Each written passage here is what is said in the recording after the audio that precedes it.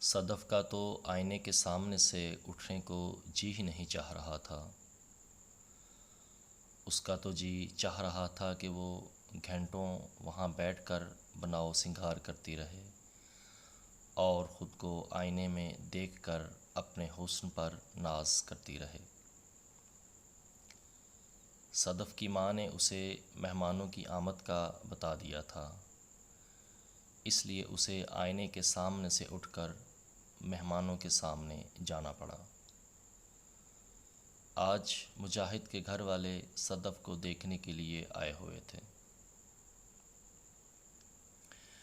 مجاہد صدف سے بے انتہا محبت کرتا تھا۔ وہ صرف اور صرف صدف سے ہی شادی کرنا چاہتا تھا، کیونکہ صدف ہی اس کے لیے سب کچھ تھی۔ صدف بھی مجاہد کے لیے اپنی جان قربان کر سکتی تھی۔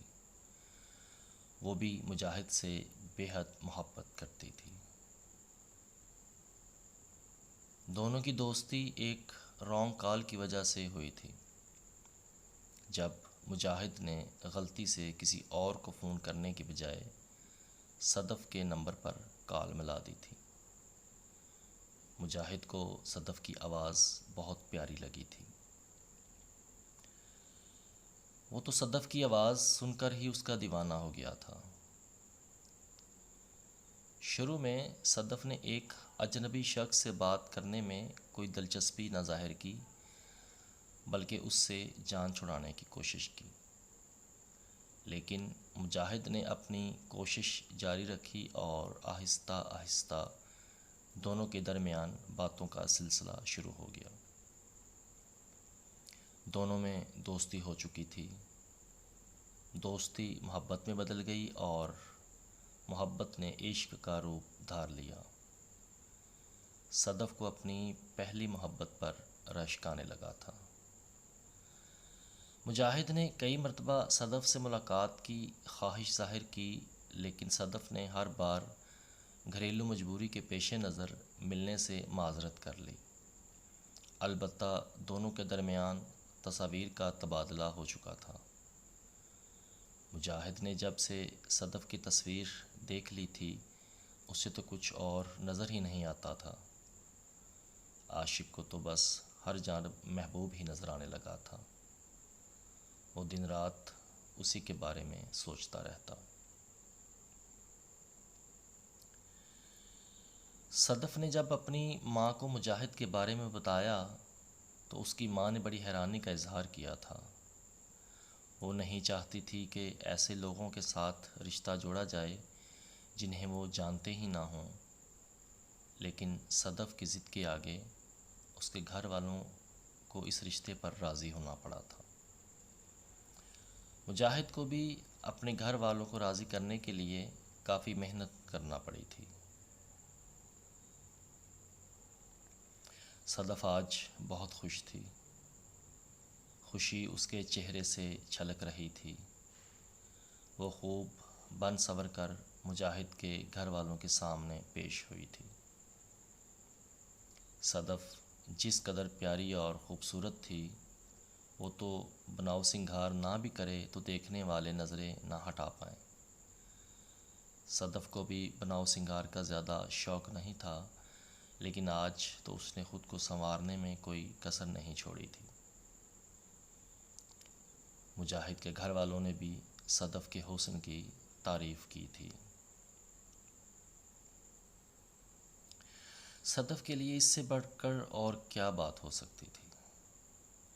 انہوں نے نہ صرف صدف کی خوبصورتی کی تعریف کی، بلکہ اس کھانے کی تعریف بھی کی تھی جو صدف نے اپنے ہاتھوں سے بنایا تھا۔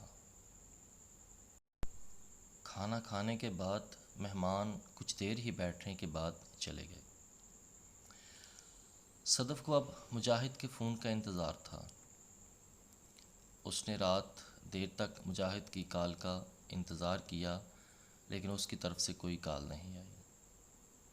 ضرور مجاہد مجھے تڑپا رہا ہے، ورنہ وہ تو مجھ سے بات کیے بنا رہ ہی نہیں پاتا۔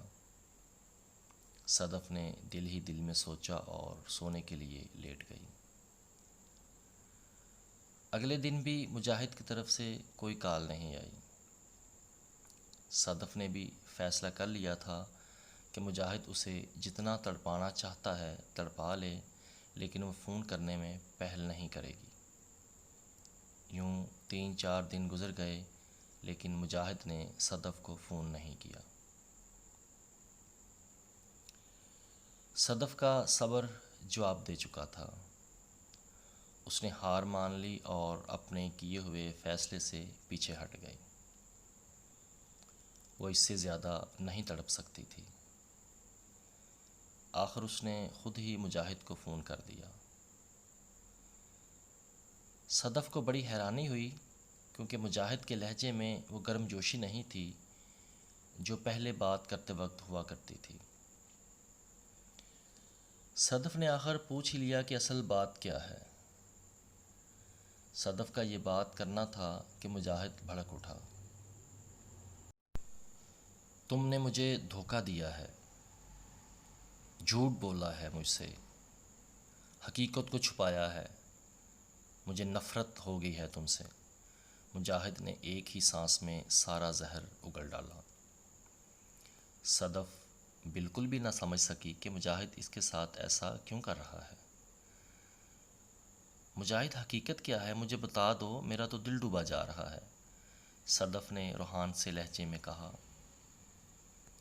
حقیقت یہ ہے کہ تم ایک ٹانگ سے معذور ہو اور لنگڑا کر چلتی ہو۔ اگر یہ سب مجھے پہلے معلوم ہوتا تو میں اپنے گھر والوں کو کبھی بھی رشتے کے لیے تمہارے گھر نہ بھیجتا۔ میرے گھر والوں کو تم بالکل بھی پسند نہیں آئی ہو، لہٰذا میں اپنے گھر والوں کی مرضی کے بغیر کچھ بھی نہیں کر سکتا۔ صدف کو ایسے محسوس ہوا جیسے مجاہد نے اس کے کانوں میں پگھلا ہوا سیسا انڈیل دیا ہو۔ زندگی بھر ساتھ نبھانے کی قسمیں کھانے والا مجاہد اب وہ مجاہد نہیں تھا جسے صدف کی سانسوں سے بھی محبت تھی۔ ظاہری حسن اور خوبصورت آواز سے بھی زیادہ صدف کی پاک دامنی اور نیک سیرت کا معترف ایک ذرا سی معذوری بھی نہ برداشت کر سکا۔